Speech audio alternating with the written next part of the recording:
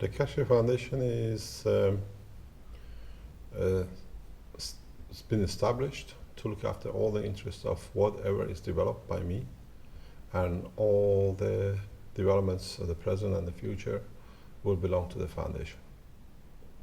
And the Keshe Foundation is based in Holland, and it's been set up in the past 5 years for mainly to protect the intellectual rights and the financial rights of all the inventions and the patents and any literature which is written about the development of the space technology by Keshe Foundation or by me as a person, and whatever will be developed in the future within the Keshe Foundation. We developed a lot of things. It is some 40 odd years of research and development. We have changed the course of the space technology, where we have made the use of the propulsion obsolete. There is no need for burning fuel the way it's done with the rocket propulsion. We don't see such a thing in the universe. And then we have developed, or we are in the process of developing, one unified medical application, which means one system to see that it can treat all sorts of diseases, cancer, FMS, MS, and all sorts of kind of things. The other side is the development of the materials. We have developed totally new materials unknown, like CO2 in a solid state at room temperature. And other hand is the development of new energy systems, where you can produce as much energy as you need on demand with a very simple system, where it makes the human race independent of burning fuels. And all these things are not talk. We have systems, we show them, and we are developing more and more new systems to make them much easier to be achieved. My name is Mehran Tawakkuli Keshe. So I am the founder of the foundation, or Stichting. And I have developed the whole technology from basics of the understanding the new concept of creation of gravity and magnetic field of the Earth.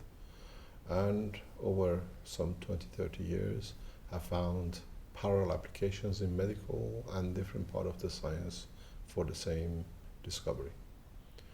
The main problem in the world of science was that nobody could understand how gravitational fields are created. So over 30 years of research, we have understood how gravitational systems within a system like Earth is done. And we made the systems, replicated the conditions, and we achieved the same characteristics as the Earth, which is a system which holds gravity and the magnetic field at the same time. So we brought the technology and the knowledge into the world of medical application, and we've seen how easily certain diseases which have been big problem for the world of science can be reversed or can be helped to be reprocessed, as we call it. We brought the same thing to the other side of material and the energy. We see the same operation.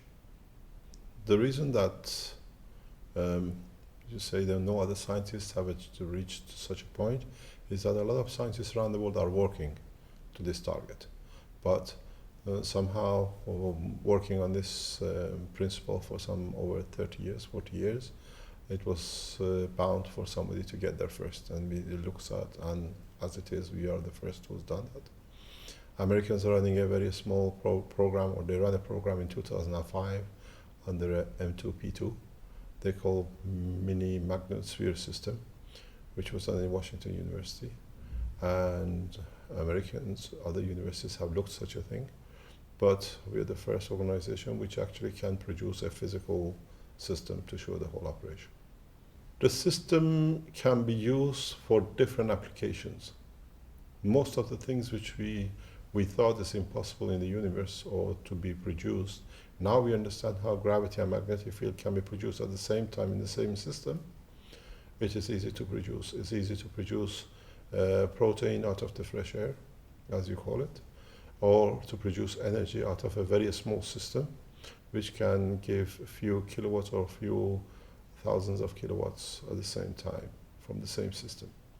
The breakthrough comes in understanding how to produce magnetic and gravitational field as a plasma at the same time, in the same system, in the same part of the same system.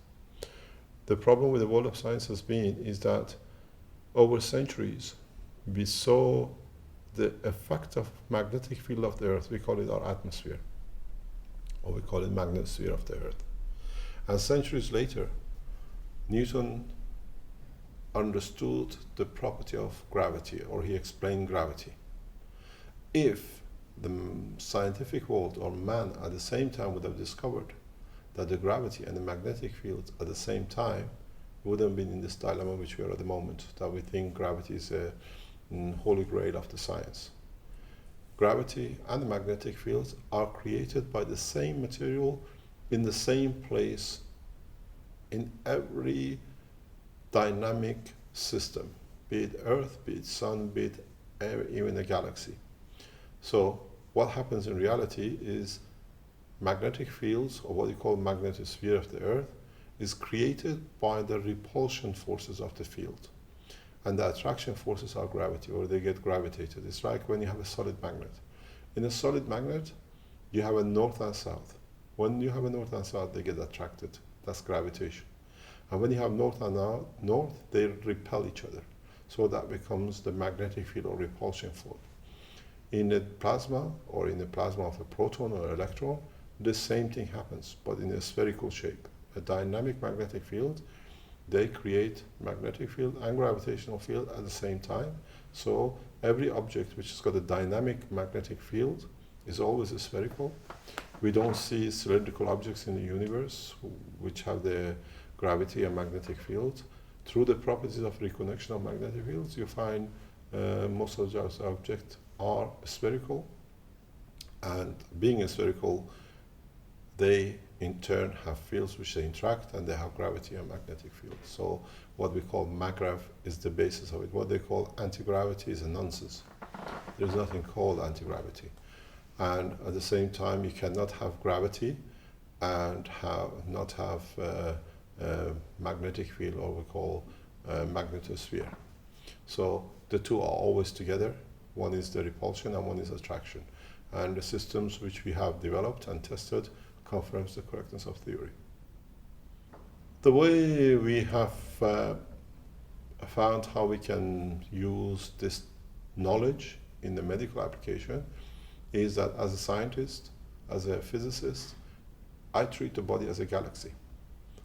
In understanding how matters, like what we call as matters or entities like Earth or Sun, operate within a galaxy, and why they have certain positions and the position don't change. The same thing happens in a smaller scale in the atoms and molecules which they make the cell of the human being. If you understand the concept of creation of magnetic field and gravitational field, and how they position themselves in respect to each other, and how the matter or entity which has both positions itself in respect to the other of the same, then you can go into dimensions of body, treat the body as a galaxy. Then you can allow the body to go back and reset itself to the position as it was before an illness sets in. So the systems we make is rigid and is a copy of the body. The body of the person is flexible, so it tries to go back to its origin. So that's how a lot of illnesses can be helped to be recycled, what we call it. We don't call it treating, we don't call it curing. It's setting the body back to its original position, or what we call processing it. This technology on the medical side has been tested from 2004, 2005. And at the moment, we are running some 30, 40 trials, literally around Europe, America, Canada, Middle East, Far East, and in Belgium, in Holland, in England. And we are learning that, and we are getting to the point that we can make one system to be able to be programmed to reset anybody, any physical body, from any illness. And the signs are that we are very correct, and the process is still going on. I am born in a house where radiation was part of the bed and breakfast. It was part of the food of the family. My father was part of the Philips International in medical X-rays. So I was introduced to the world of radiation at a very young age, seeing operation of the X-ray machines and everything else. And then I went to England to study as a nuclear engineer. Graduate from Queen Mary College as a nuclear engineer, specialized in reactor system control and technology. I could not see any future for what I wanted to do within the industry, so I worked independently, financing the technology, and at the same time researching it. And since 2002, more or less full time I spent on development of the technology. But it's been a long haul process. We have communications from 14th of June 1985 with NASA, where we proposed this technology. And we have developed the technology over years in stages, but in past 5 or 6 years has gone totally in a very meteoric scale up, that we are literally developing everything and different aspects of the technology on a daily basis. The whole of science will change from what we know in one way or another in the very near future.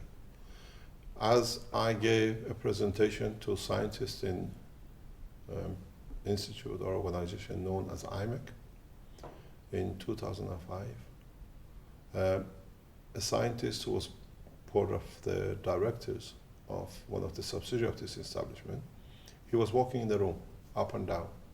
We asked him, why are you pasting? He said, we were talking recently that very soon somebody will discover how gravity is done, and the whole ball game changes. And now this guy is here and explaining how it's done. You have to understand that this technology has been evaluated by University of Brussels, Flemish side, VUB, by Professor Van Overmeer initially, for the assessment for the Flemish or Belgium federal or governmental side of the aerospace. And they said initially, yes, the technology is correct, it's feasible that it produces energy. Then the technology was assessed by independent commercial entity to see if a copy can be made. And they said, yes, it can be done.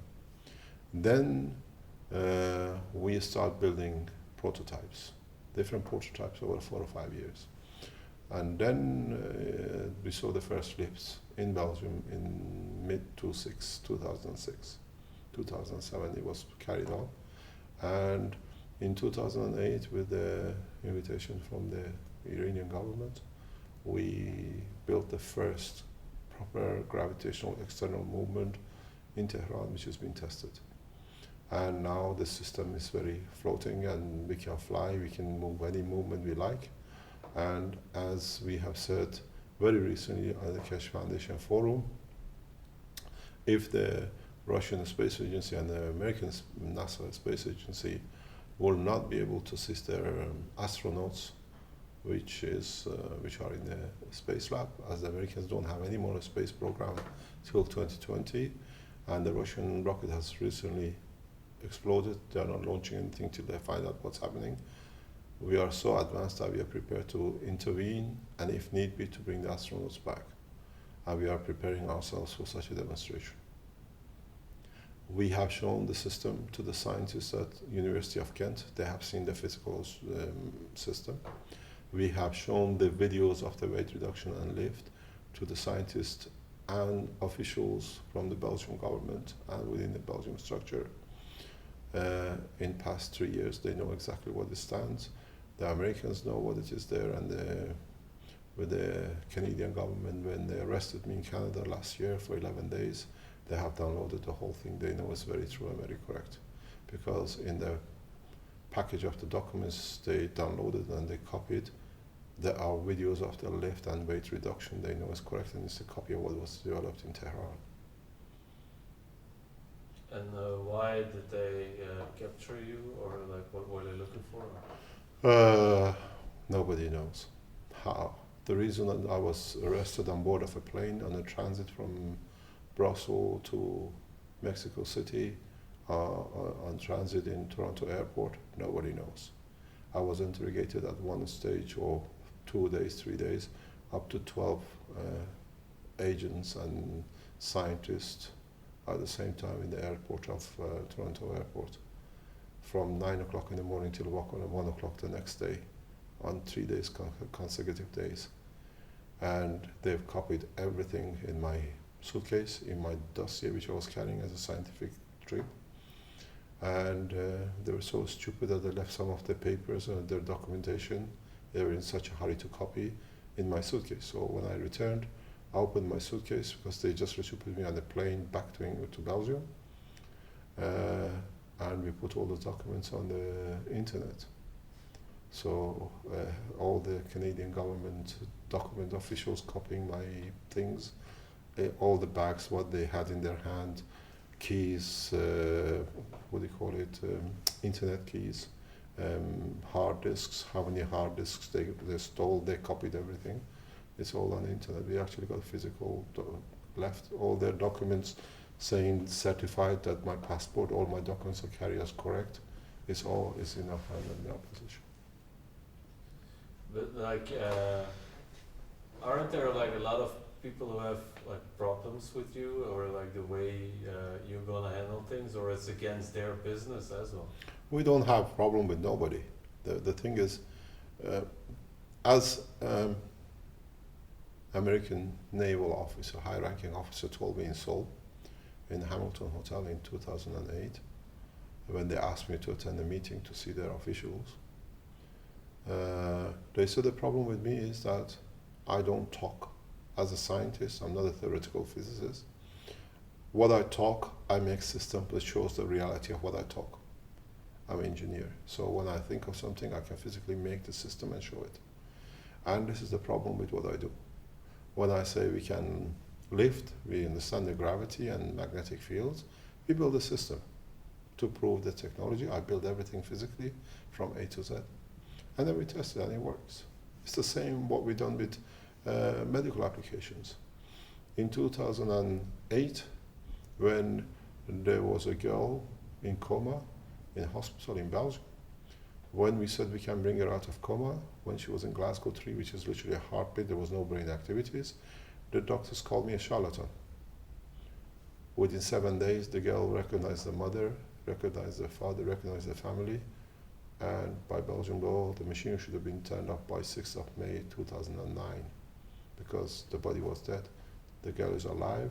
She's been tested by scientists at Liège University with a collaboration from scientists from Cambridge University and scientists from Israel to confirm that she's fully conscious, she recognizes the whole condition, and we have videos of it which has been sent to us by the mother to confirm it was the right decision for us to allow a body, a human being, to live and not to be killed by present knowledge in the world of science.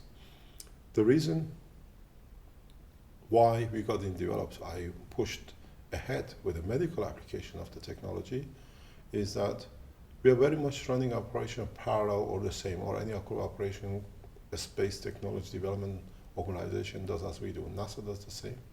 Russian Space Agency does the same. Iranian Space Agency does the same. The Chinese Space Agency does the same. Is that we try to cover all aspects of it. The medical, the food, the energy for space, and lift and motion.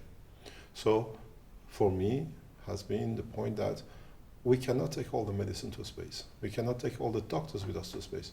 There will be more medicine than cargo to cover the headaches, the migraine attacks, the heart attacks, and there'll be more doctors than the astronauts to do the heart operation if somebody goes sick, or to, God knows, to an amputation or whatever comes up. So the whole concept is that we are making one system in space. We do not need, even if we come in touch with new diseases and germs, we can't fly all the way back to Earth for somebody done a clinical trials for 10 years to see what the results are. All diseases are energy-based, are magnetic field-based, and they are plasmatic magnetic field-based. So now we're developing one system that in space we don't need to carry any medicine. And that's the whole objects of the production of getting involved in the material side of the medical application. We are not in competition with pharmaceuticals. Our objectives are space only. So we're developing a technology where in space, one system can handle most and all the diseases known and to be come across in the space for us, because space is full of viruses. So it's the same with the food production. We cannot carry food. At the moment, the Americans are planning 22 miles, 22 months travel. They have to foresee every drop of water that the astronauts or the pilots or whatever, passengers of these systems will drink, every food they might consume. Now we have developed a technology that we don't even need carry to food, because we can use this process of the cycling of CO2 from the human body to give body enough energy and food that they can travel to deeper space without depending on food from base, which is Earth. The same is with the energy.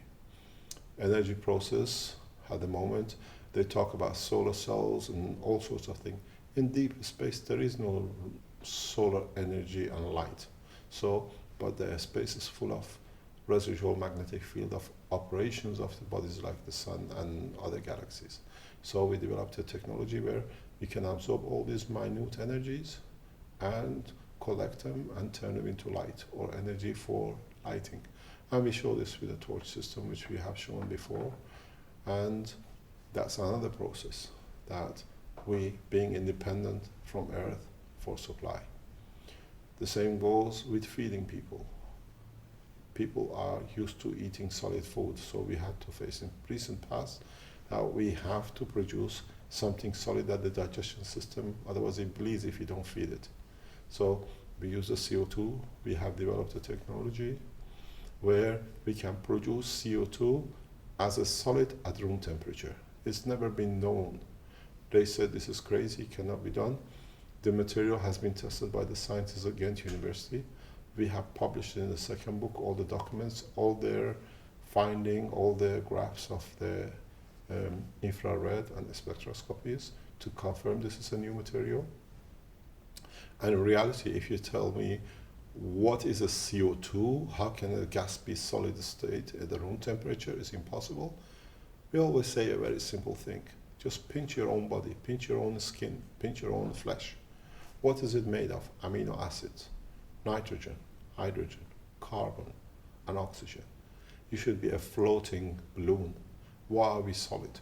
Because up to now, we never understood the real fourth state of matter.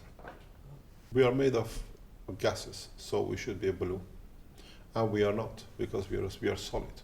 And how this solid comes to be is that this is what we call the real fourth state of matter. All the matters, solid, gas, and liquids, are externally affected environmental effects on the matter. But now that we understand the creation of gravity and magnetic fields, we understand that if you change the parameters internally of the elements, the magnetic field or gravitational field, you can achieve a solid state at any temperature, any pressure, anywhere in the universe.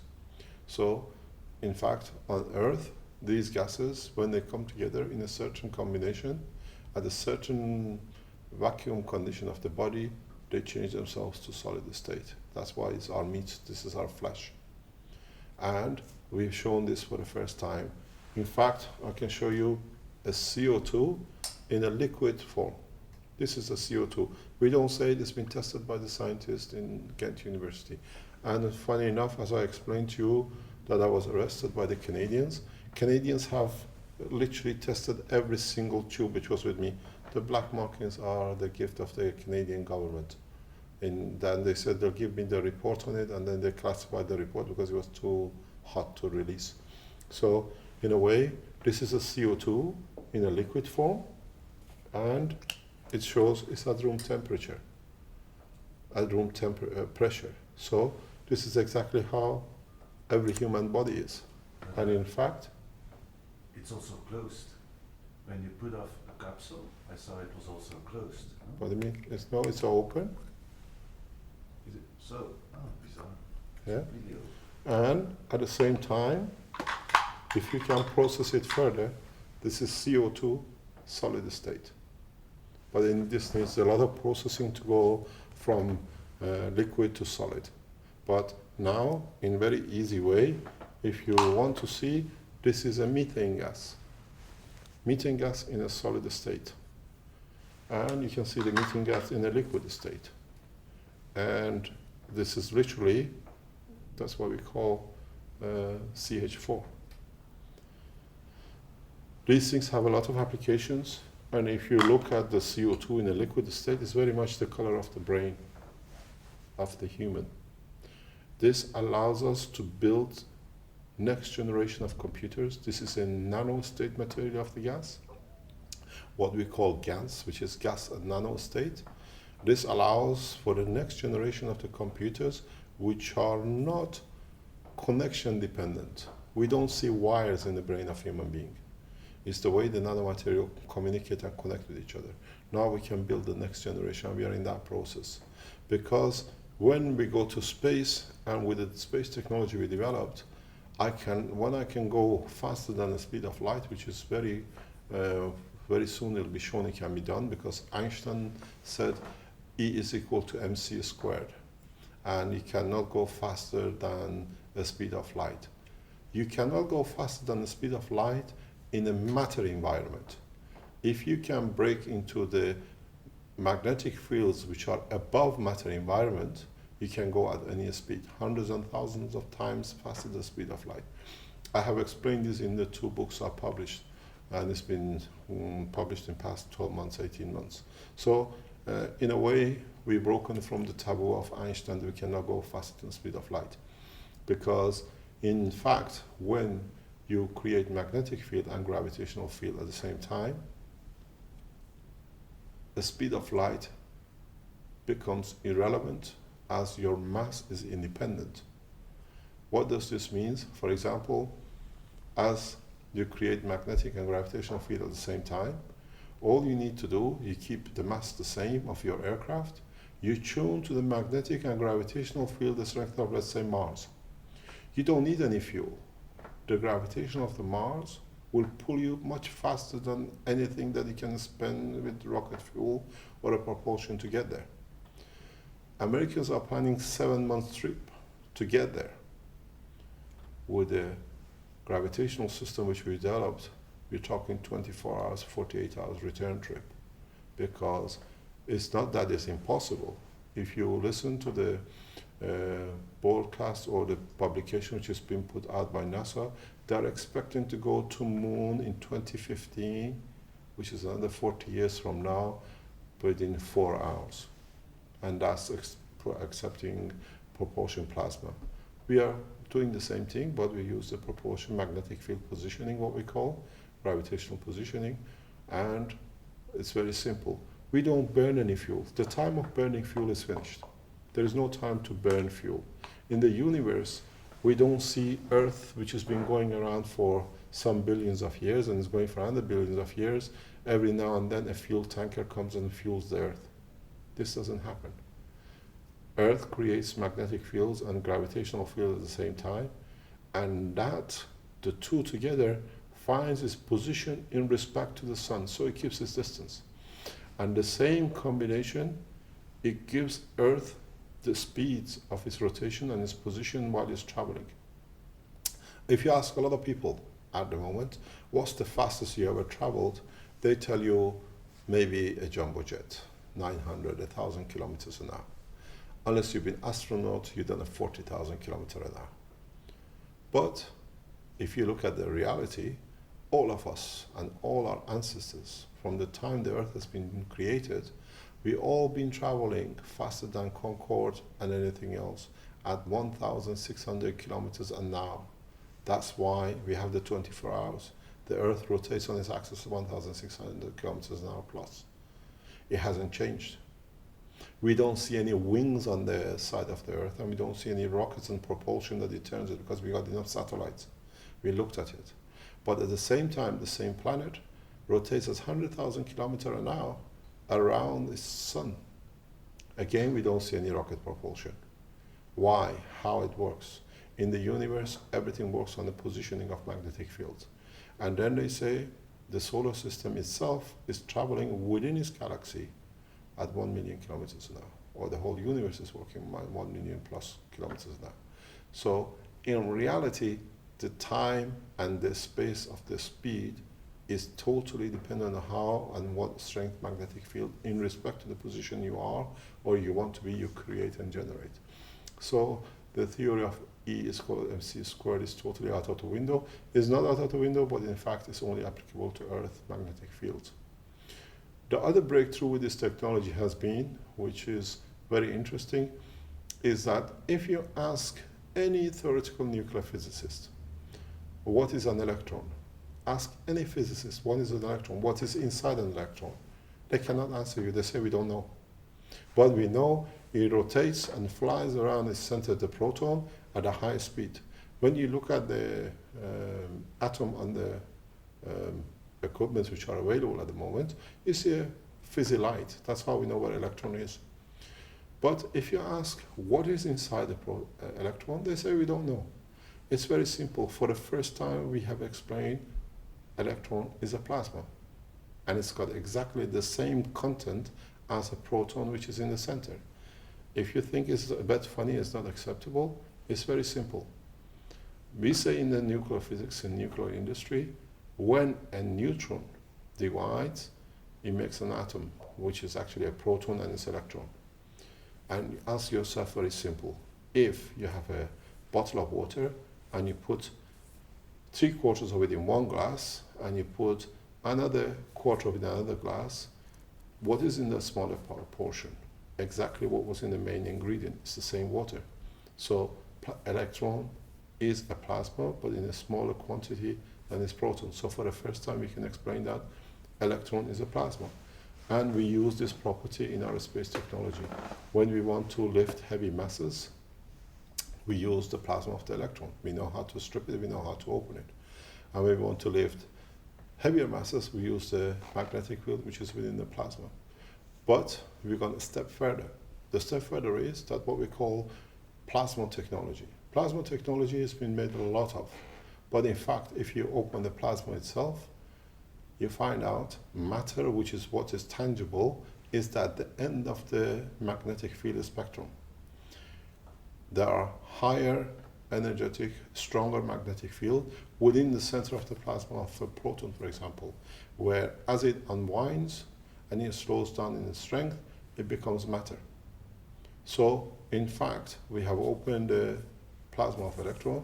We go to its center, to its creator of all, where all the energy is released from. We call it the principal matter because that is where everything starts from. It's the principal energy source and principal magnetic field source. The scientific world would like to call it antimatter. And there are very funny things that's been said. They said if the matter and antimatter hit each other, there'll be nothing left, some magnetic fields. But in reality, it's like saying if Earth hits the sun, there'll be nothing left of the sun because Earth is a very small piece in the whole of solar system and the sun is the center. So in reality, what they say, matter and antimatter is nonsense because in fact, we call it the principal matter as this very strong magnetic field center unwinds like a clock of springs. If you remember when you were young, you play with it, you wind it. As it opens up and releases in its magnetic field, over billions of years, this entity exists in the universe. So, as it becomes weaker, it becomes matter at this lower end of a strength. At the high strength, because it's so high, we don't see it, but we know of its existence because it guarantees the existence of the proton and the electron or the atom for billions of years.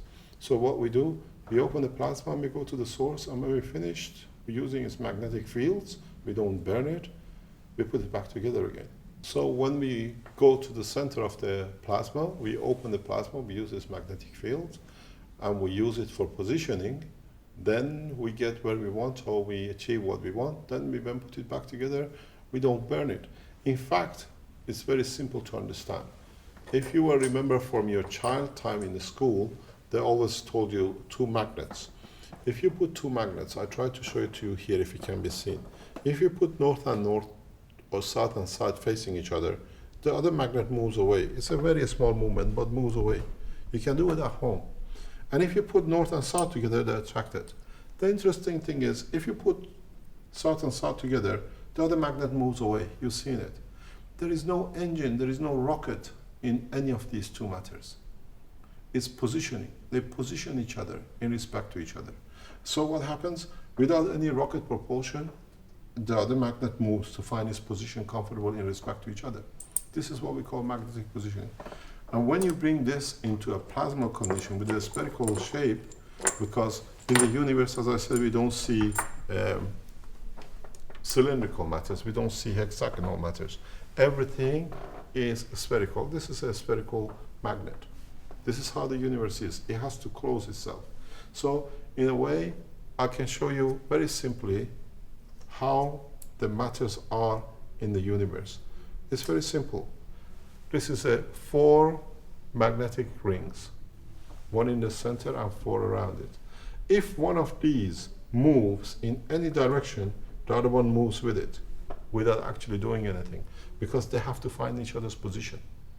They have to find where they are comfortable to be in respect to each other. When one moves, the other matter has to position itself to it. This happens exactly if you bring this knowledge back into medical application, which we talked earlier. You can say the center, it could be nitrogen, and the other 3 are oxygen, hydrogen, and carbon. And in fact, if any of their position changes, that's how you change, and you could be great or become ill in one respect or another. So we brought the knowledge back into it. We understand the structure of it. As we said, we understood how we could absorb carbon as a gas of a matter. And we understood very simply that how to use this knowledge, for example, to repair the neural system from diseases like MS. In the world of medicine, they say when the myelin gets damaged or is gone or is eroded, the patient gets MS. But in fact, we have proven that MS only happens when the carbon within the amino acid changes its characteristics from a conductor to a resistor. So what was an insulation, it becomes a conductor. And this is actually one of the properties of carbon. Carbon is used in everyday life in the motors and generators as one of the best conductors, as a brush. At the same time, diamond, which is again carbon in a different structure, lattice structure, is one of the best resistors known to man. So it's very simple. As a nuclear physicist, developing technology, understanding the gravitational positioning, understanding how CO2 can be made or matter can be made in a solid state in gases in the universe. So we tried it, we brought the knowledge, we instructed it through systems we built, and we find people with MS who lost their feelings after 5 years. They start feeling their body again, they can feel their toes again, they can start moving and walking again, and this is part of the same progress. So in reality, even as it was discussed, vitamins are some sort of magnetic fields. All the minerals are some sort of magnetic fields which they can hold on to, so they become what they are, and our bodies has got used to use certain amount of it or certain of them for certain operations within the body.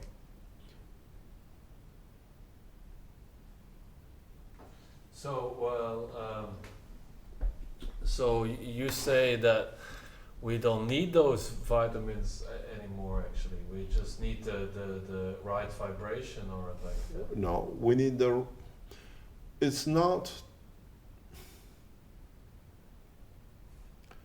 that we don't need vitamins.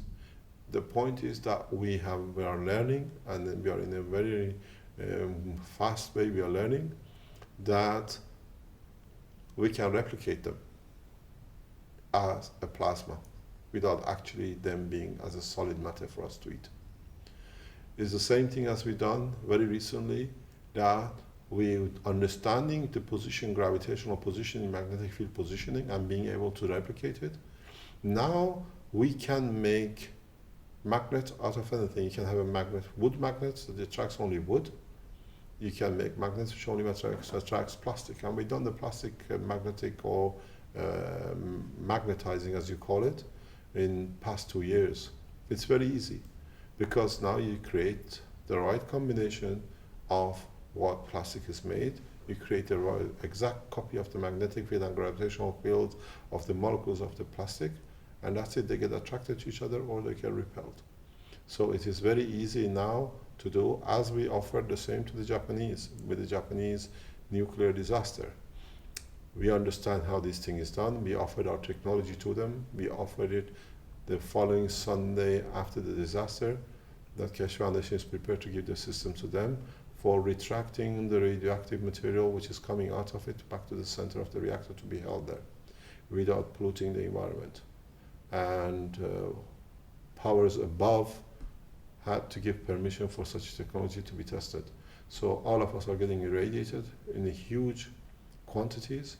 Even months after it, they have now made no difference in it, but still the same radiation damage is coming out of the center, and we can use the systems to do it. If you ask why do you need such a thing, is that in a space is full of zones full of radiation. And if we enter these radiations, we have two options. As the same as supplying food and medicine, we have to protect our aircrafts or crafts from these radiation zones. Or at certain points, we need to absorb certain radiations for production or for any other purposes. So we have developed now the technology that we can protect ourselves in deep space in high radiation zones. At the same time, we can use what we need in trips for what we need at a time of point of demand to absorb from the environment. It has a lot of applications. One of the applications of this is poisoning.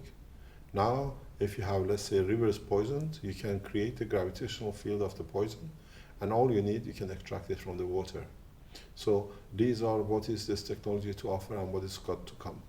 And this is one of the reasons that we have announced from April of 2012, we are setting up what we call the Keshe International Space Institute. We have approached the heads of Leuven University for accommodation. If they can provide that, we can collaborate with the university to set up this institute. We will accept 100 scientists from around the world to be trained and taught what we know that they can take it back to their own nations. So the process of teaching and learning and passing the knowledge on has already started. We shared our knowledge of space technology with Iran in 2008, and in 16th of March of 2011, they announced to have a spaceship program, first nation ever, because they have the knowledge, full knowledge has been transferred, and the same will happen in the institute, which hopefully the Belgian government officials will allow it to take place and will teach the same thing. The reason they call it the first nation which has got a spaceship program, because it does not use propulsion anymore. Propulsion technology is finished. What the Americans use for sending man to space, or the Russians, by burning fuel, is what was brought in by the scientists from Germany, from the Second World War, to save their own lives. In reality, if you use the magnetic field and gravitational positioning, you don't need to burn anything, as I explained before.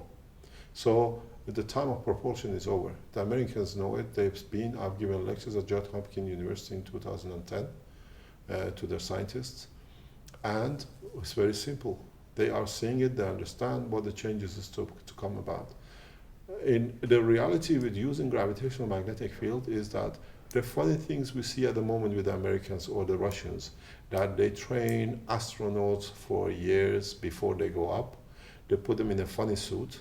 They put them up and they're all floating in a, what you call, weightlessness. This is all a game. In reality, if you look, a system like Earth, which creates its own magnetic field and gravitational field, it creates a specific condition that it keeps at 1G. So we can walk and live a normal life without floating. The same thing happened with us. We created in a synthetic way when we go on the jumbo jets, or we travel with the jetliners. We don't go and get trained 6 months before how to get on a plane to go from one continent to another.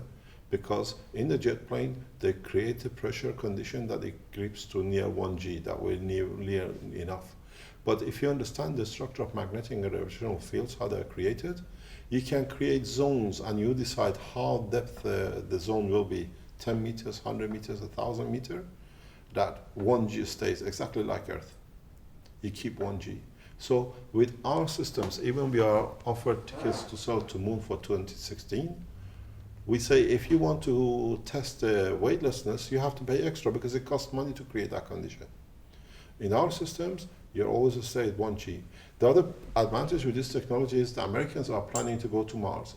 If you've seen the program, advanced program, is that they are planning how to make a capsule or use the capsule that they can literally walk in this, what I call a fuel tank for a few months, because they can't, unless when they go out of it, they need to wear special clothes to go on Mars or wherever they go.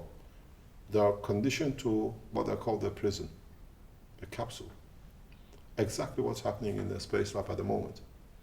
But if you can create a magnetic field and gravitational field exactly like Earth the way we do, you can go in your Mini or your Mercedes or in a fuel tanker, doesn't matter.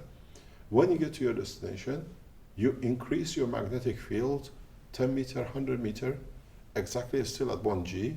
You can walk on Moon, you can walk on Mars, you can walk on any planet, you can even walk in space at 1G. Because the magnetic field and gravitational field allows you to create that zone. When you finish, you reduce your field, you go to the next place. It's like a holiday camp, you can open tent anywhere you like.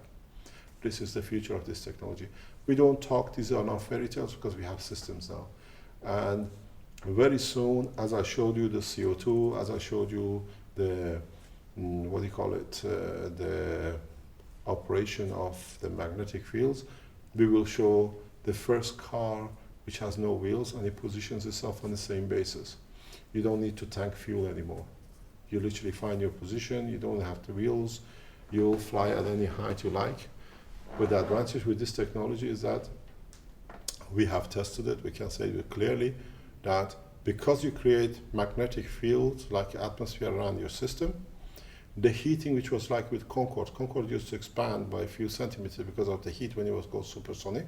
So if you put this system inside, let's say, a jumbo jet, you can increase the boundary of the magnetic field beyond the physical boundary of the plane, and then there will be no friction between the plane and the matter in the space or in the environment of the Earth. So you travel a friction-free environment, so you can go much faster. But if, for example, you put this system inside the same plane, as the dynamic magnetic field of the system are operating, your system becomes invisible to the present knowledge radar technology, which means as the magnetic fields of the radio waves approach this system, as it's a plasma, a dynamic plasma, it literally absorbs it in and chucks it up and literally becomes part of its structure. So the wave from the radar never goes back. So while you see the object flying, the radar says there is no object existing because it doesn't get the feedback or the return wave. So these objects, once or any object using this technology to the present radar frequency, are invisible. So a lot of people will see them, they say there is such a thing in the sky, and radar especially says there is not because there's nothing on our radar, but there are ways of detecting in systems. So, but at the same time, because these systems created dynamic spherical magnetic fields, these magnetic fields interact with the magnetic field and gravitational fields of the Earth. So the consequence of two fields interacting is creation of light. So most of the time from now on, when you see these systems flying in the sky, due to interaction of their magnetic gravitational field and the gravitational magnetic field of the Earth, you will see what we call bright lights in the sky. So in the future, the way we see jetliners track in the sky, we know the plane has been there before. We see what we call the vapor lines. In the future, we only see light at the point where the object is, because when the object moves, the light goes. There is no leftovers in a way. So in reality, very soon, the way we got used to seeing jetliners in space or in the space above us, very soon we get used to seeing lights, bright lights crossing over. That's exactly what we'll see what's happening. But this brings us to another dimension of the use of this technology. And that is using these gravitational magnetic fields.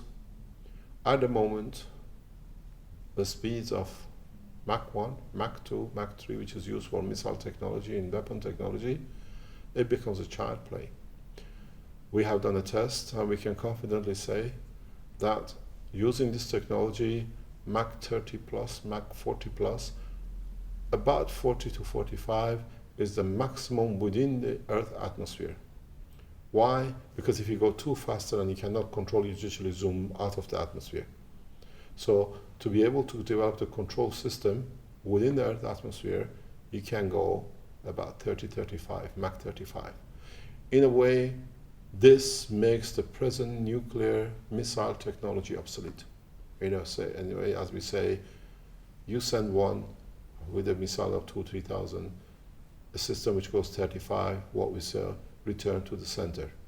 This is very easy. So in a way, one of the applications of this technology will be bringing peace, that no nation can use weapon technology against the other. But on the other hand, if you have it and you want to use it faster, everybody is in the same position now. This brings another subject about how and where this technology is going to take us.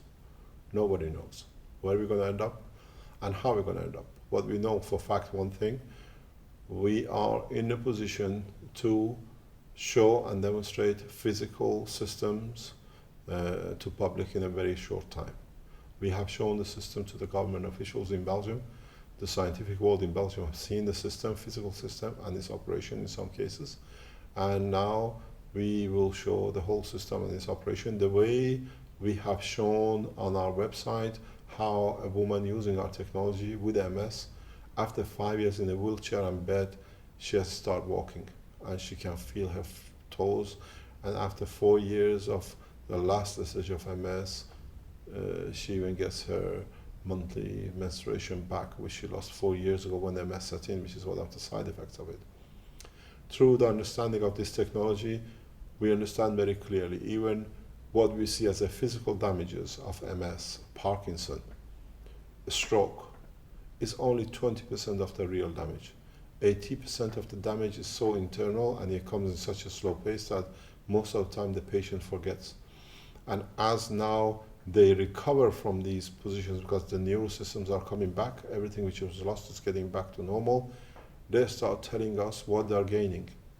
They can feel their internal organs for the first time. They can feel their toes for the first time. They can remember, even they speak a language they didn't remember they spoke before. In a very recent case, we have a gentleman from Parkinson that in his own native language, which is Flemish, he mumbles, he could not speak. But now he remembers that he speaks a very clear, it's all been recorded, he speaks a very clear English. The question came, how can he speak English? This gentleman, when he was young, he was a prisoner of German prison camps, and one of his best friends was an American. He learned English from the American guy in Second World War and he forgot about it. And now he speaks English fluently, just through the same process. These are the things we see an end to Alzheimer's disease. Alzheimer's is becoming literally for us a history. We are using this technology at the moment on the trial cases for people who've been damaged by chemotherapy. What the doctors don't tell you and the pharmaceuticals don't tell you, statistically, and all the numbers are available, one can check, is that a large percentage, over 3/4 of people who get chemotherapy after the age of 60, 65, within 5 to 7 years die of the most little niggly infections because the body hasn't got the immune system to protect the body. The body has lost it because of the chemotherapy years ahead. So in North America, in Canada, they give them injections to increase this immune system for a little bit longer they can live. So we are running trials in Canada where a person in this condition is using the technology and we start seeing the change in bone marrow.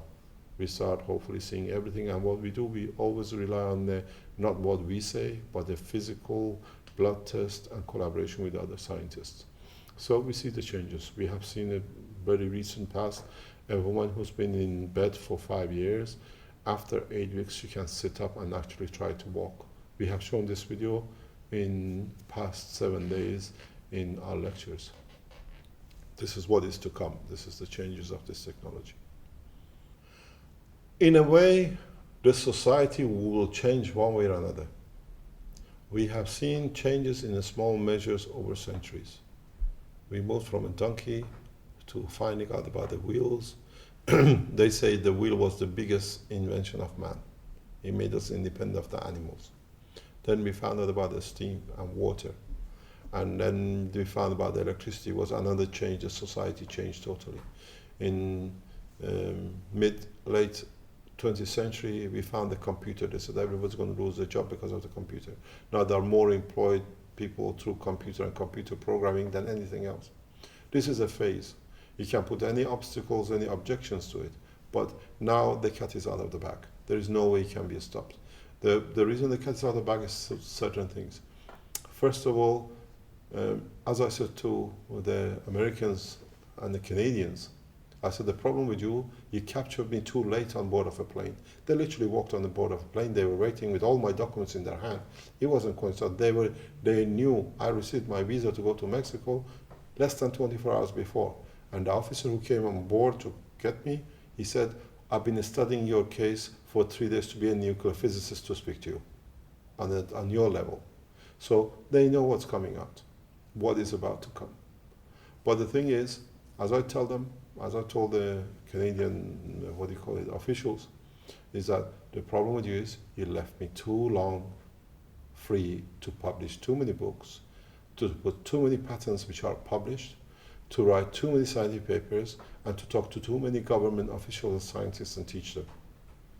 So the time of trying and stopping the change is too late. We have treated too many people in Europe that they've seen the alternatives.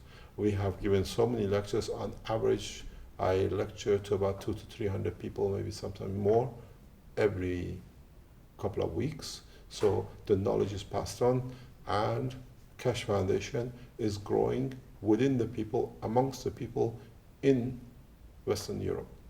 People who've seen the effects of the technology through their own brothers, to their own themselves being treated. Most of the people who work with Keshe Foundation are the people who've been sick themselves, and they've seen, we have a gentleman who's been not be able to work for 15 years, and within 3 days from start using the technology, the guy cannot stop working. He's working 7 days a week. And this is the same. A man or a woman who could not do something, now she can do a 7 days work. So they're feeding back, they're supporting the foundation and teaching, and allows us to teach. So it's not that it's going to be a change. What's going to happen? The change will come. One day the oil will run out. Not in the next 20 years, in 50 years. So there is no reason why not now. This is the question which we were asking when I was invited to come to Belgium first. Anybody who we talk to say, why Belgium? Why do Belgians put themselves so down that why not Belgium? And as we said in very recent talk, the launch of the first what we call gravitational field by Keshe Foundation will be done from Belgium. You can go to New York from Brussels within 2 to 5 minutes. And most of this 5 minutes is actually landing and getting up. And the same, you can go from Brussels to Tokyo within less than 10 minutes. So the time and the space and the nationalism is totally finished. So it doesn't matter where we develop this technology, where it comes out, which part of it comes out from which country is totally irrelevant, because now we all as a human race are going to be benefited by it. We're all going to have not a free energy, but energy as we need to the amount we need. No more abuses of environment, to burn so much fuel to damage the environment, and so much exploring the lands and doing all sorts of use of the fertilizers to destroy that. For the next generation, we are running into problem with even with the air we breathe. So this is what's going to happen. This is what a lot of people say what we've been waiting for, but now that it's here, they can't believe it is here. So it's just a mindset. And the way it's coming out, the way we are selling books throughout the world, through our internet system, we see that everybody, we are even selling our energy system is bought in Hong Kong and in China, and which is very interesting. So we sell it as much to South America as to European countries and everywhere else. They are putting the deposit to receive their energy system. On the other hand, a lot of people talk about the free energy. There is no free energy. The only thing is that, as I explained at the beginning, we go to the source of the atom, the plasma, and we go to the source of the plasma, which is what we call principal matter or principal magnetic fields, which is this magnetic field is there for 10, 15 billion years. So what we do, we go to the center, we use it for 5 or 10,000 years. That's why instead of for the atom to unwind itself over billions of years, we allow it to unwind in 10,000 years. So that extra energy is what we receive. Nothing is free. We just learn how to speed it up and use what we like. So what they call, we're going to have a free energy, there is no free. We're still using magnetic fields of the matter. But if you go into principal matter and what a lot of people now talk about, the dark matter and dark energy, this is very interesting. We call it a transition energy, we call it a transition matter. And why transition? Because all it is from a point of the strong magnetic field to get to the point of where it becomes tangible, it needs a transition time. It needs a time to arrive. So magnetic field in motion, this is what I call energy. So that motion from the strong field of the source to where we are, it cannot go on its own. It needs time. It needs a space of where it's going through, and that we call the transition. Why is transition? Is because it's a transit. And they call this dark energy because they couldn't understand it. Now we understand what it is, we can explain it, and in the book I've explained what's the difference between a light and an atom, or a proton or electron. So it's very easy to understand the whole concept because we go back to the origin of the creation and we can explain and control everything from the top to where it becomes matter, which is important to us as a human. And this, what is matter to us, not necessarily is a matter to the other creatures which are in the universe. So we are part of a chain of events. Yeah, but in a way, this is the most beautiful invention ever for mankind. Is this a beautiful invention for mankind? Depends how mankind uses it. It's very much, it's a sword which cuts both ways. As I explained to you, I can use a magnetic field to travel to deeper space in minutes, or I can use the same magnetic field to commit the most horrendous crime, which is dilute your body within the field. As I said to the national security officers of Belgium some time ago, with the present guns, because in the talk they're carrying revolvers when we were talking, I said to them, at the present, when you shoot somebody with a revolver or a gun, there is a body. You can relate to who shot who. With this technology, when you release the magnetic field of the principle hitting a matter, is what I said to you about the earth hitting the sun, there'll be nothing left of you to know who was there. How are we going to use this? Into what advantage and to whose advantage? And who can control who? Or, as the knowledge has been well published and released within the public, if you have an internet, you can educate yourself, but if you understand it, you can build the systems, is that nobody can abuse nobody anymore. And no nation can run another nation for raw material. Because with this technology, I've done it before, you can make as much as any raw material as you like. Because everything is within the hand of the system and capability of the system to do. Very recently, we had a discussion, we're still discussing, with people in Saudi Arabia. If they listen to this interview, they know who they are.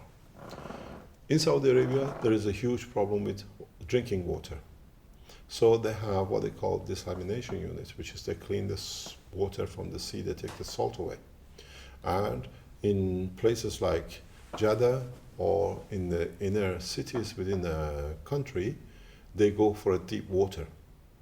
Deep water is getting to a point of they're going deeper, and it's happening in Texas as well. In Texas, they've taken their water bed is going lower because they use all the water they could get to, and they're going lower and lower. Understand exactly how the energy is produced in this system. This is what I said, using the principal matter to matter level. We can create a lot of free, or what they call available energy. If you've done your work in the school, in the chemistry lab, when you boil water, when it cools down, it becomes water, liquid. And that's what it is, evaporation. You evaporate it, you distill it. That's how they make alcohol.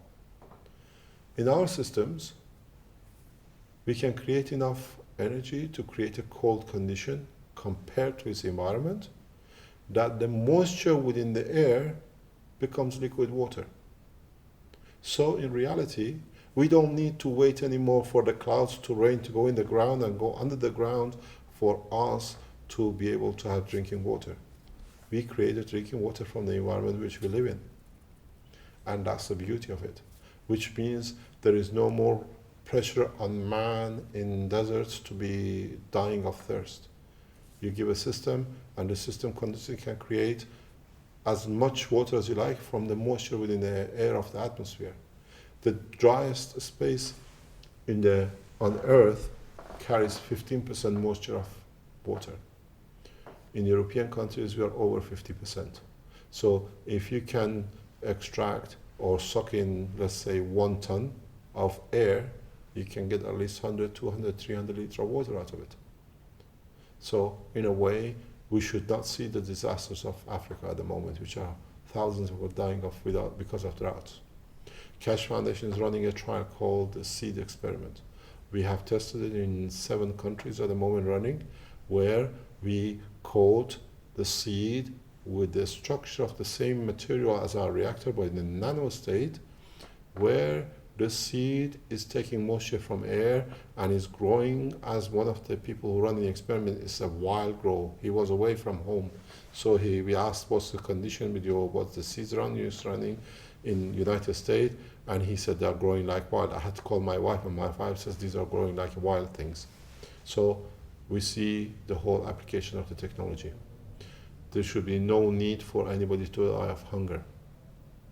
We have run tests in Belgium, especially like the woman I told you, she's been in bed for 5 years, and now she starts sitting on the bed. The carers who look after her from whole day while the husband is away from 8 o'clock till 4 o'clock in the afternoon, they say she does not eat. She used to eat a lot. Now she's very little.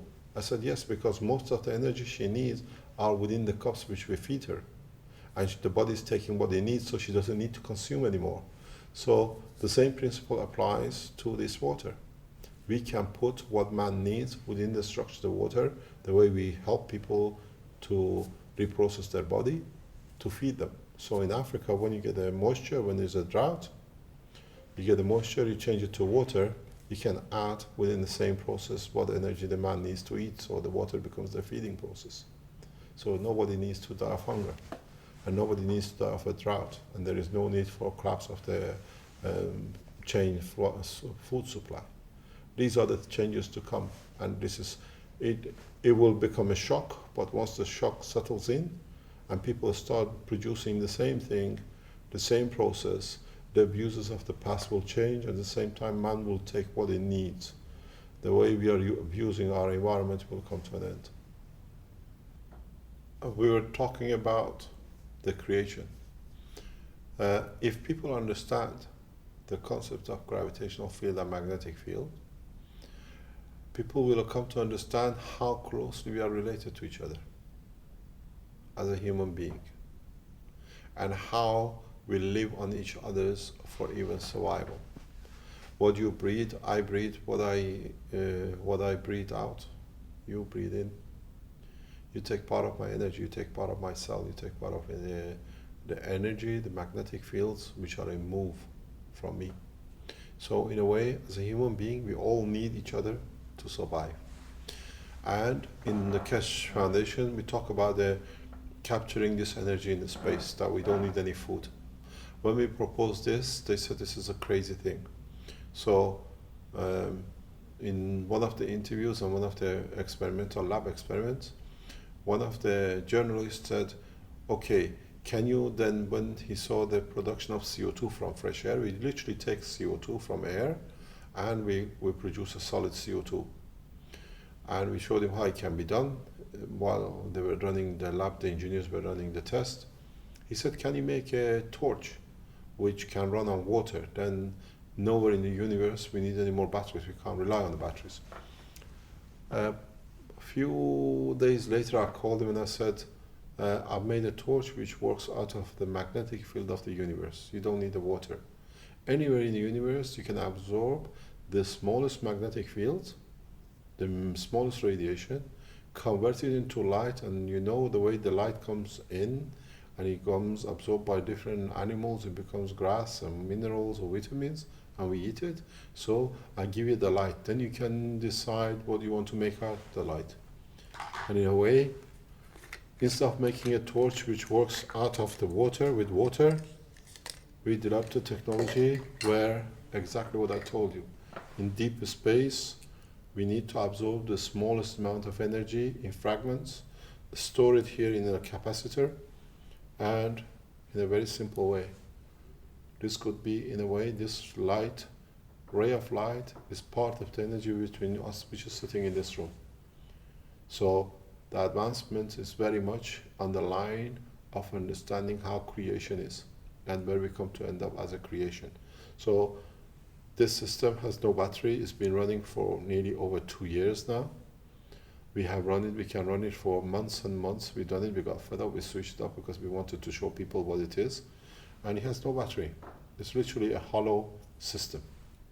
But the structure, the way we explain of magnetic field and gravitational field, understood, so we can repeat this. We've got 2 or 3 torches like this running at the moment, just to show in space we do not need to take even anything with us except even absorbing what is in space to create as much food and energy in space without relying on the mother planet Earth.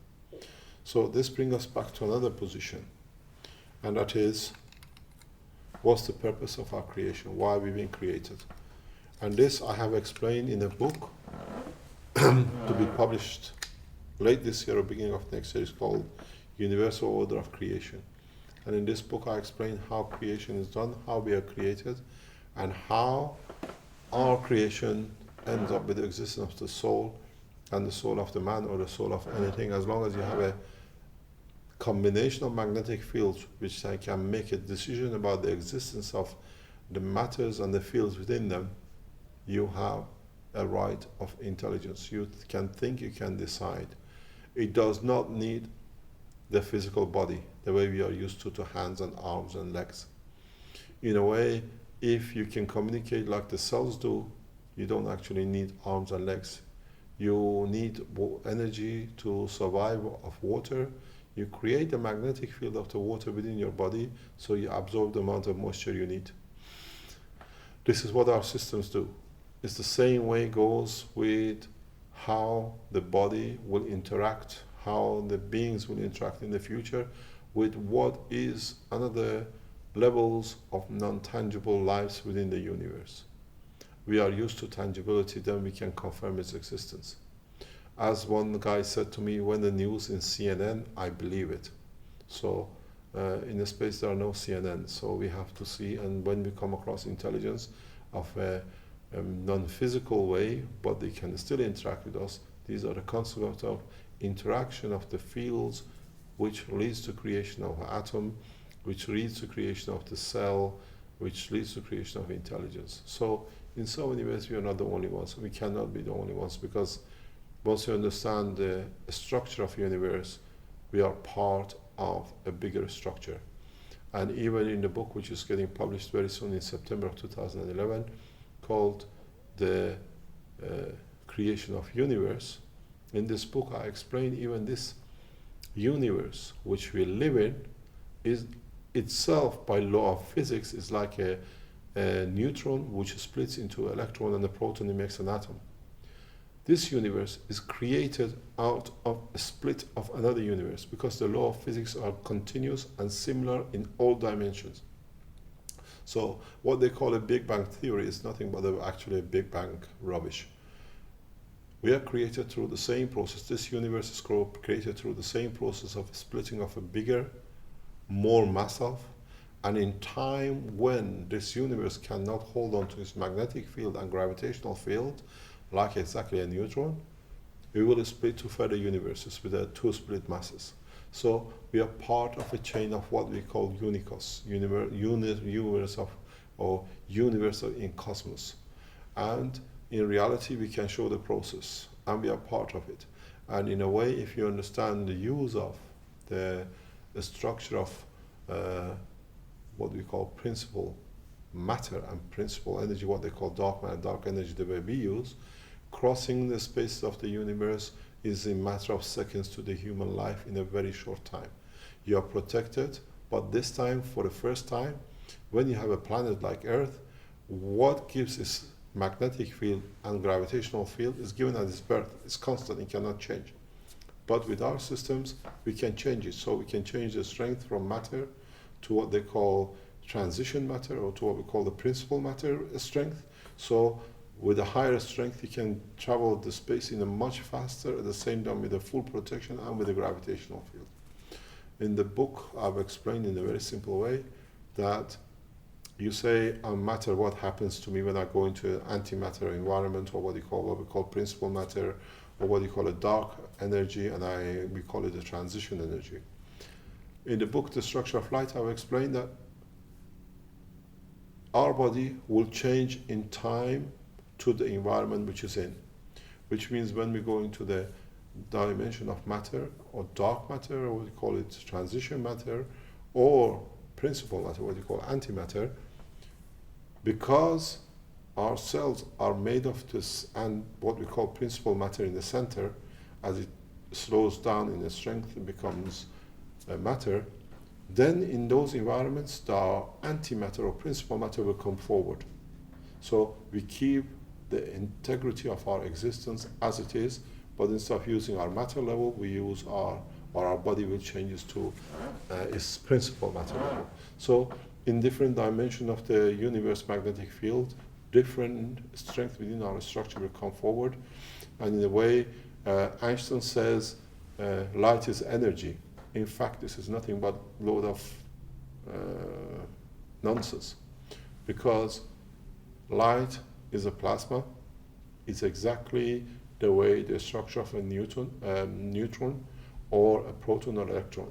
The only difference is that for a plasma of neutron, for example, to travel from A to B in a space, if it keeps its spherical shape as it is, it meets a lot of resistance.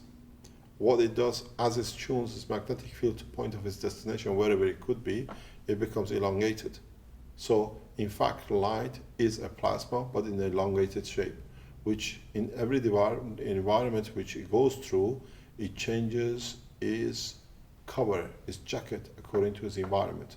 When it's in a strong principal environment, this principal field comes out because it loses less energy. There is less friction when you're the same.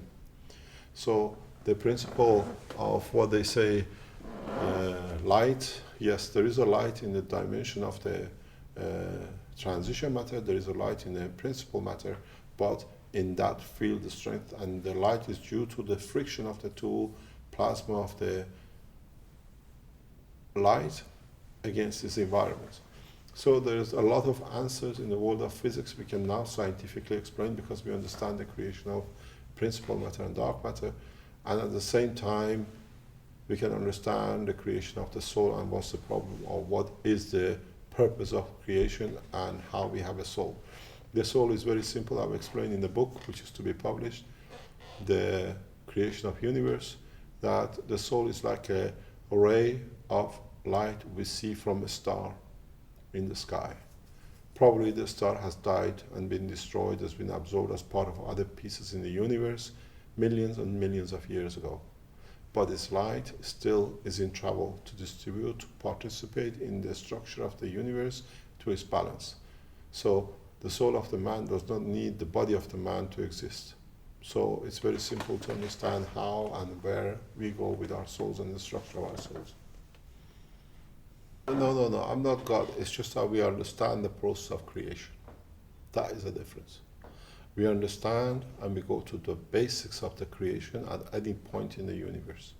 You don't need to be God, because the fields are there, and one way or another, if you give it the right environment and give it the right magnetic field and gravitational field appropriate for a certain type of fields to exist, you will have matter in the universe according to your own magnetic gravitational field. Why do we see light at this frequency? Is not because the light appears at this frequency. It appears because our amino acid magnetic gravitational field allows us to see the light at this frequency. So if we had, for example, in this of nitrogen, let's say potassium in our chain of blood, in our molecule, amino acid, we would see a different light in different strength and different spectrum of the magnetic field. So it's condition based. So once you understand this, you don't need to be God. You are part. You understand the whole process of the creation. To people, look, this is strange because we've been brought up over centuries the way mysticism started. It's very simple. It's exactly like why when we say we can travel with much faster speed than the speed of present aircrafts or propulsion, people look at us with a strange way. A very simple way. It's a mindset. Our ancestors came out of the sea or whatever. The only thing they could see was the birds. They were going faster. They thought that if they could fly like a bird, they can go faster with less time. So for centuries, we worked to make a bird. The people made a wing, they jumped, they did everything. Till we managed to put a motor on it. So in fact, our planes are a replication of birds flying, but with motors on them. Now we put a jet on them. And then it came to the propulsion. The propulsion system is nothing new. Americans tried to glorify it. 700 years ago, 800 years ago, Chinese made the first rockets out of their firework. All they've done, they made a bigger tank. If we didn't have the Chinese, and if we didn't have the birds to look, and we are a human being, we got the intelligence, we see things moving, we want to understand what do we see moves. We see the moon moves, we see the sun moves, we see other things in the universe move. And if you understand their structure, how they move in the universe, then you come to the same conclusion as I have. All you need, you have to make yourself the bird, make a copy of the earth. That's what we've done. And that's why our system looks strange. So we had copied the way earth works in our system because we have full data of what the inner structure of the earth is. And that's why it looks we do a strange thing. So if we didn't have the birds and we didn't have the Chinese, and we have the amount of intelligence we have, we would have come to the same conclusion as I have centuries and thousands of years ago. A lot of things goes as I explained. Man did not discover gravity and magnetic field at the same time. If we would have discovered the two together, and we understand it's the simplicity of the same, as I said, magnet, north and south, we call gravity. Gravity is gravitation, getting pulled. And north and south pulls. The same thing, so north and north repulse.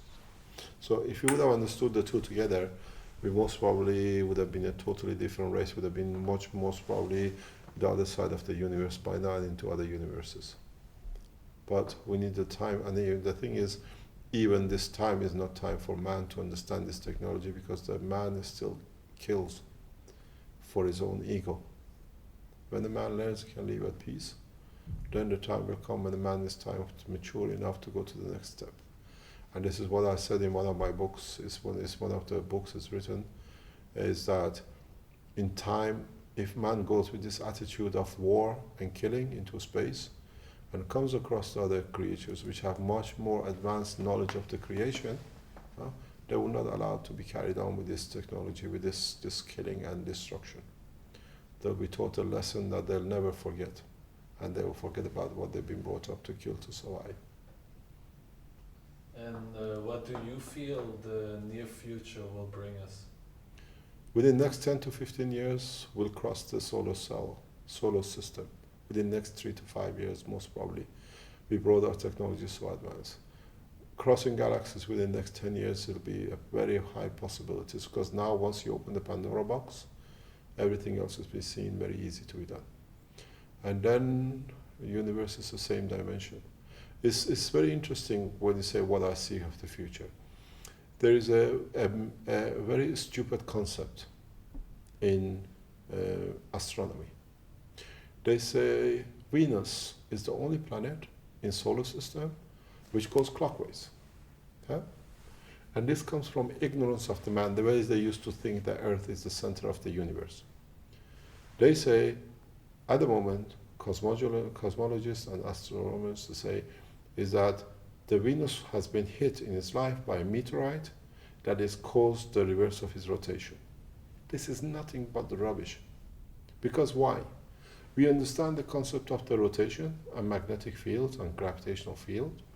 We developed a system to prove the concept. And it's very easy. In our system, our reactor magnetic field goes exactly like Earth, anti-clockwise. If we change one of the field's strength or change the position in respect to other field slightly, the reactor starts vibrating and then it starts going clockwise. So no meteorite has ever hit the Venus. The only thing is, in Venus, there are two possibilities. In its inner core, the magnetic fields are positioned slightly different, or one of them is moving much faster than the other one, and that's why it's going the other way. The other possibility is, as is in the book which I explained about the creation of solar systems, all the planets are moving in sequence. It means as the big giant planets we see as gas planets at the end, they become closer to the sun because the gravitational field of the sun is pulling them in. As you come to a certain position, then our rotation will change in respect because the sun has got a much stronger gravitational field and a higher rotation. Then Earth, as Venus moves in closer to be absorbed by the sun, Earth moves to take the position of Venus, we start going clockwise. And we can show it physically. So the mystery of Venus being hit by a meteorite is nonsense. It's the same with the rotation of Uranus. Uranus is the only planet which works on its vertical axis, and all its moons go around its vertical axis, where our Earth, we go on the other axis. Yeah, we have a system, and we show exactly how, if you change one more parameter, the system to find the stability moves sideways. So what hit Venus, Uranus? There was no other meteorite, and these are huge gaseous planets. Even in the book, it's a paper which is getting published in the book, which is coming out, the creation of solar system, we explain exactly how the ring of Saturns are created, the reason, because we have a system, we can show it how it's done, and how all the gaseous planets have rings. Because it's part of characteristics of their creation, that's they have the rings. And part of this has already been explained in the second book, which is the structure of the light. So, in so many ways, as our knowledge about the reality of positioning and magnetic field interaction in the universe increases, then a lot of things which our forefathers made up to convince themselves, as they said, the magnetic field of the Earth is because of the solid core in the middle and the convection theory that the electrons are freed and then they interact with the rotation of the center solid core and it creates the magnetic field of the Earth. It's been proven to be totally rubbish, because now we know the solid core is not solid core, there is got another core inside it, and now we have two magnetic fields and we understand how gravity is, and our system is a copy of it. If you read my books, I explain this fully in it. So these are because at that time in the 19th, 20th century, they understood the concept of dynamo. So they thought the Earth is like a dynamo. But in fact, in nuclear plasma physics, as a nuclear physicist, we know plasma, which is itself magnetic fields in motion, creates its own current. And the current is the rate of movement of magnetic fields, how much they move. So that leads to creation of magnetic field itself. So in a way, magnetic fields, their motion creates its own magnetic field, which feeds the universe. So you don't need that much material. The concept that the center of this earth is a solid matter is totally meaningless, because it's plasma, a certain amount of plasma, and its motion creates a second magnetic field inside. The solid core and what we knew it created on the other side is still a plasma. The two fields interact and goes back again to what we said. The two sides which interact, they create the gravity, and the two sides which are similar, they repel, they create the magnetic field of the earth. So in a way, once you understand this, crossing galaxies and universes will be a matter of next 10, 15, 20 years and no more. The reason to explore, and if we have everything, is that we are human race. We always wanted to know what's next door. When they found America, we all went there to see how America is. And that's why we started from one position in the universe, on Earth, and we moved further and further and further to find the better lands next door. It's part of our nature to expand and find out what the universe carries. But on the other hand, as I always say in all my talks, what we have discovered and what we are developing is a knowledge like a house with 1,000 steps to get to the top. With everything which we've done in past 30, 40 years, with everything which we're developing so rapidly in past 5 years, we haven't even gotten to step 1 yet. We're getting ready to get up to before even we walk yet, let alone putting in the first step on the first step of the ladder of 1,000 steps. So there is a lot more. It's just that putting the foundation the right way, the correct way, and the way that brings peace to man. With this technology, there can't be any more war, because I have as much knowledge as you have, and at the same time, I can dissolve you that you become nothing. And I always said in my letter to United Nations and US House of Justice, I've said very clearly,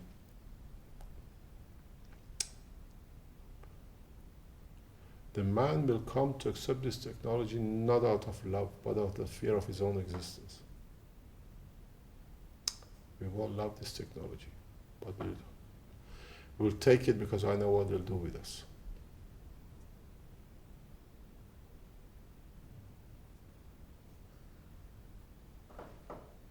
Okay. What was my question again? And what will do with us? There'll be none of us left. There'll be no man left. Why? Because we can literally bring back ourselves to the point of nothingness. There's never been a Big Bang. If you understand the process of the creation, this theory of the stupidity of whoever came up with the Big Bang theory, when a proton divides into electron and proton, there is no Big Bang. It's just a whoosh, and the plasma splits. Huh? Whoever has been coming up with this creation of huge Big Bang, and then they created, and there's this stupid logic of when the universe cooled down, the gravity got hold, then atoms were created. This is a total nonsense. This is the guys who don't understand nothing about physics. In physics, now we understand the structure of plasma. When the plasma slows down, it comes to a matter level, it becomes tangible to us. So there was never a Big Bang and there was never cooling. And the universe is, they say the universe is expanding. The universe is expanding because the principal matter is in the center, and as it is unwinding, it's growing itself. And the reality is that what we call the unicos, the universal cosmos, is that if there wasn't a room for this universe to expand into, this universe would not have expanded. So there's another part to this universe which is beyond our knowledge of what we can see. So this universe is expanding into an environment that environment allows it to expand into. And when that environment does not allow the expansion anymore, or takes more than it needs, this universe, it leaks like exactly the solar system. The rays goes out, this universe will divide and become two other universes. And there'll never be a Big Bang. It's always like, we see it exactly like a division of neutron into splitting, and it's just a whoosh, and it starts from the center, and you see the structure. So there's a lot of theory about the same with the black hole, creation of black hole. There's no black hole. Black hole is just because the center is so intense, principal matter, as it crosses to a transition matter, It creates a balanced field that there is no light created. When two things are similar, they don't create any friction or very little friction. And that's why they call it the dark. That's why the space is dark, because the fields in the space are of the same strength, more or less, because they're traveling, they're transiting to each other. So we don't see light. In reality, when there is too much of friction, we see the light. That's why we have, when the rays of the sun come and they interact with the magnetic field of the earth, it creates a friction which gives us the light. If this wasn't the case, why do we have the dark? Because there is no ray interacting with the magnetic field of the earth. This is the same reason we have day and night. Who is behind it from the direction of the sun is in dark, because there is not enough ray comes to interact with the magnetic field and gravitational field of the earth together. And the magnetic field and gravitational field of the earth decides how much of the field of the sun we attract, except when you get explosion of matters. It's the same thing. It's all explained in the books, published and to be published within the next few weeks and months. I worked out of Africa for years, and I've seen people who have nothing. They take literally the syrup from the palm tree, and that's their food. They share it with others, and they're happy people. They're always dancing and singing. And I've seen people who have 3-4 Rolls-Royces parked outside their house. They got multi-millions and billions, and they still want more, and nothing is good enough, and nobody is good enough. So happiness is a state of mind and the greed of the man. More and more people are becoming conscious of they can't take whatever they like. They have to put something back in the society. The new generation, by watching and being aware of, are more or less self-regulating themselves in how much they take. We see a lot of people wanting to become vegetarians because not to hurt animals. But in fact, even the vegetable has a soul, if you understand the structure of the living. So in so many ways, we start regulating ourselves for two reasons. First of all, the greed is finding its own limit. And secondly, we're getting so much that we cannot handle. But at the same time, it's a part of progress of human being. That's why we are so successful, and we discover and we live in such a life at the moment. Because we look for to achieve what we don't have. It's the same why we go to space, because we want to be there. And we find the tools for it.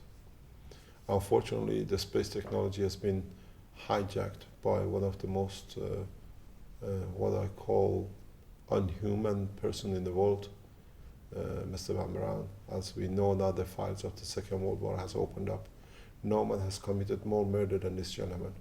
Even the Americans don't want to speak to him as part of their space technology. To save his life, he diverted the whole knowledge of man towards his way, to save his own meager life.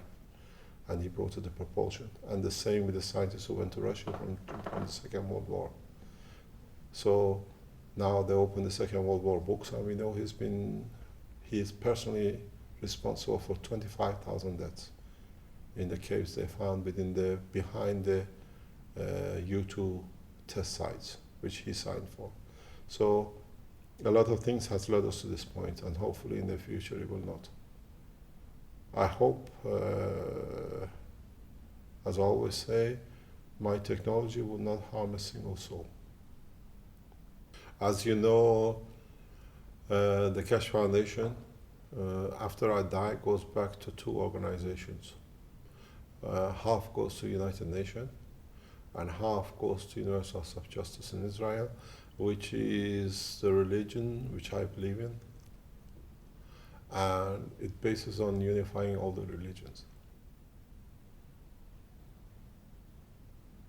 So, at the end of the day, the politicians and the man of any religion, you being Christian, Buddhist, a Muslim, Christian, Jew, we all will come to work through and with each other to achieve the peace for man.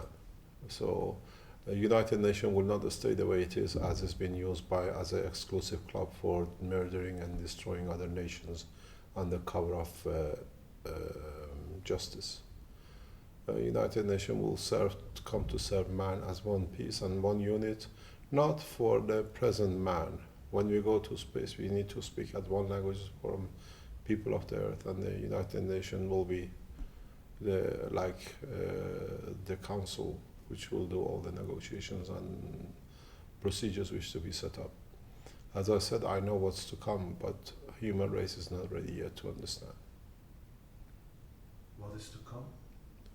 Oh, a lot of things. We are going literally from the time we went from Europe to America. We thought we found a new land and there is nobody there. As we went to America and we came across Red Indians and different type of Red Indians, we had to negotiate with different chiefs. And it'll be the same when we go to space. When we come to new places, there'll be different creatures, not necessarily physical the way we see them, but there'll be men of intelligence or livings of intelligence. We have to negotiate, and that negotiation and all of it on behalf of the rest of the human race or the blue planet will be done by United Nations. This Mickey Mouse game of abuse of power for certain people to please their own pocket will finish very soon, because everybody will have as much as everybody else, and everybody can do what everybody else can do. So equality will come very much faster than other people think. Because I can build the same house as anybody else, and I can have whatever luxuries in it the same as anybody else. So the agreed time will go. At the same time, when man goes to space, they realize how feeble they've been fighting for nothing. Because there's much more in the universe for man to enjoy than a brick and mortar which they put together and call it their own. In so many ways, there is a lot of talk about UFOs and other things, which I don't believe in it, because it's not UFO, it's not unidentified. With the technology which I've developed and the way we've seen we operate when we turn our systems on, we see the glowing of the system, exactly like what we call a bright light. So whoever we call UFOs, they are not UFOs, they are people who came to understand the structure of working of a universe and use the same system as now we use. Their system has a gravitational and a magnetic field, and the interaction system with our atmosphere creates a light. Once you go out of this atmosphere, the interaction is much weaker, you don't see it, you work in the same level. So we ourselves soon become a UFO to somebody else, because the knowledge is here, and in the next 10 years we are the aliens of the other planets. As they are exploring to find out about the rest of the universe. We will explore these within the next 5 to 10 years. So I've seen some structures in the pictures people show.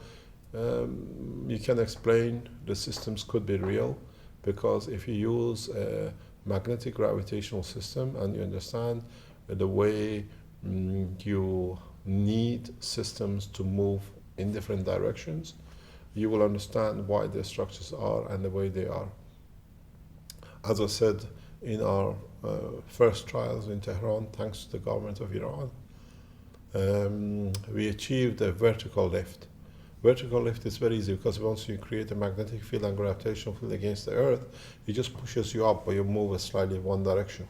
But it took further research and development to actually find the technology to be able to move in every direction. And that's why we offered, as we go back to the beginning of this talk, our technology to NASA and the Russian Space Agency if they want, and if there's a problem in the space with the people in the space lab. We are prepared, and we are getting ourselves ready for November if, anytime, they cannot feed or reach supply to them, we are prepared to take that action. And I'm sure the Iranian government is in the same position. And if need be that we have to return them, we are getting ourselves prepared. The technology is not a technology, the systems are there, we have to bring our development within the next few months very quickly into operation.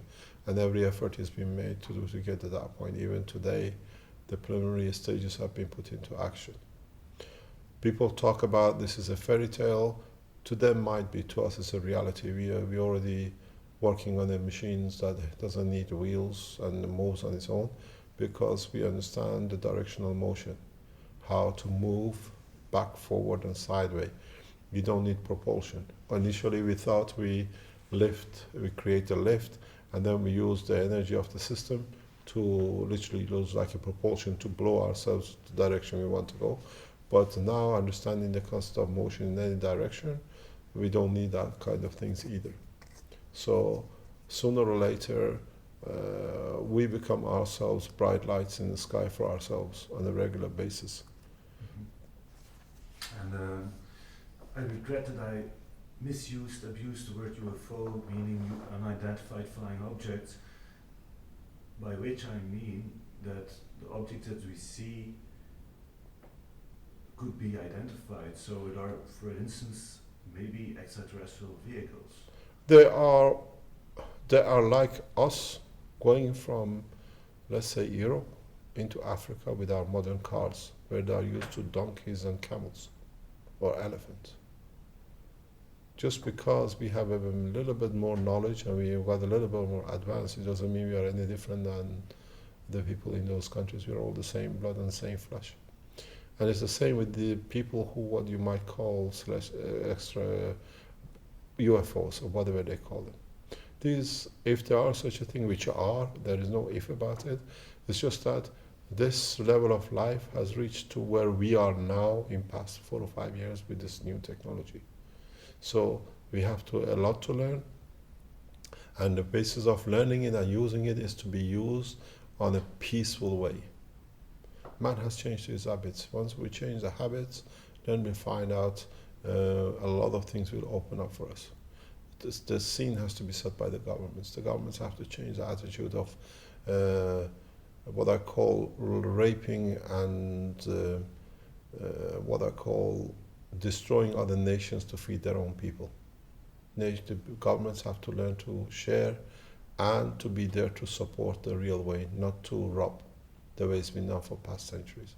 And in a way, as I was giving a talk to the scientists from IMEC, the Nano Institute in Belgium years ago, one of the people present, the scientist and the financier, said the problem with you is that you write your books in such a simple language that everybody understands. Your papers has to be in a very complicated scientific way. And I said to him, I write my books in a way that a white man sitting across the table from me, calling him professor, and a black man in the Bank of Jungles of South Africa will have the same understanding and can do the same thing, that one cannot abuse the other. Mm-hmm. He got upset and he left the room. And they said IMEC is not prepared to collaborate because I was too straightforward. So at the moment, according to what we have, our technology is about 100 to 150 years ahead of IMEC, according to people inside IMEC. So I think IMEC can close their doors or join us to bring a peaceful processing program. And how happy are you as a person to be able to play that magnificent role and sharing that? There is no role to play, it's just a matter of transferring knowledge. There are a lot of scientists who work on the same basis and they see what we do and they are copying it, they are doing it. I've been to China, I've been to Korea. I have spoken to the scientists from different parts of Europe. Very interesting point is I was talking to the top man in NASA years ago. And I remember the position. I was standing outside, nearly outside the central station in Antwerp. It goes back to 2004 or 5. And he said to me, Mr. Keshe, we have a problem. The problem is, if we accept your technology, which we know is correct, what are we going to do with the 7,000 propulsion scientists in propulsion lab in NASA? So we have to block you to guarantee the jobs. Jet propulsion laboratory. Yeah, JPL, jet propulsion. Boys from NASA know me very well, even the astronauts, I speak to them on the personal line, private line. They know what is to come, they know what sits there. It's just a matter of who's prepared to make the first move. And thanks to the Iranian government, they made the first move. And they announced they have a spaceship program. The spaceship program is part of not using propulsion and using gravitational positioning, because you don't need to burn any fuel and it's much easier to travel faster. This brings back a lot of, as I said, when your missiles are Mach 2, Mach 3, and you can go Mach 35. As one of our guys says in Keshe Foundation says, return to the sender. Whoever sends the nuclear bomb out will receive it back much faster. I wonder who's going to be prepared to test it the first time. And on the other hand, at the present time, we're all getting irradiated very heavily, as we know, because of the Japanese situation. And this technology can help to absorb most of the radiation, at least from the atmosphere, that our next generation are not born defects. This again shows the greed of people, where the technology is available and we can stop a lot of it, but at the moment certain people, for their own pockets, they think they're very clever. But the strange thing enough is that their own children and their own blood is getting infected by the same radiation. So in a way, they are destroying their own roots.